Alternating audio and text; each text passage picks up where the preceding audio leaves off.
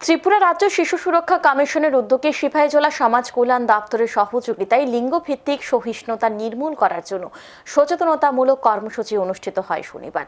ভারতরত্ন অটল বিহারী বাজপেয়ী চরিলাম দ্বাদশ শ্রেণী বিদ্যালয়ে অনুষ্ঠিত হয় এই কর্মসূচি। প্রদীপ প্রজ্বলন করে কর্মসূচির সূচনা করেন শিশু সুরক্ষা কমিশনের চেয়ারপারসন জয়ন্তী দেববর্মা। উপস্থিত ছিলেন সিপাহীজলা জেলা পরিষদের সভাধিপতি সুপ্রিয়া দাস দত্ত, সিপাহীজলা জেলা এডুকেশন স্ট্যান্ডিং কমিটির সভাপতি সীমা ভৌমিক, চরিলাম ব্লক পঞ্চায়েত সমিতির চেয়ারপারসন খেলা ভৌমিক দেবনাথ, সিপাহীজলা জেলা সমাজ কল্যাণ দপ্তরের আধিকারিক উত্তম কুমার দাস সহ অন্যান্যরা। কর্মসূচিতে বিশালগড় থানার পুলিশ, বিশ্রামগঞ্জ থানা পুলিশ, জনপ্রতিনিধি, অঙ্গনওয়াড়ি কর্মী, আশা কর্মী, সমাজ কল্যাণ দপ্তরের সুপারভাইজার সহ অন্যান্যরা উপস্থিত ছিলেন।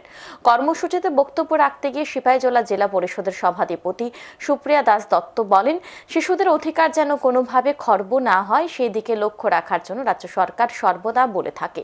শিশুদের সুরক্ষা সুনিশ্চিত করার জন্য সকলকে একত্রিত হয়ে কাজ করতে হবে বলে জানান তিনি।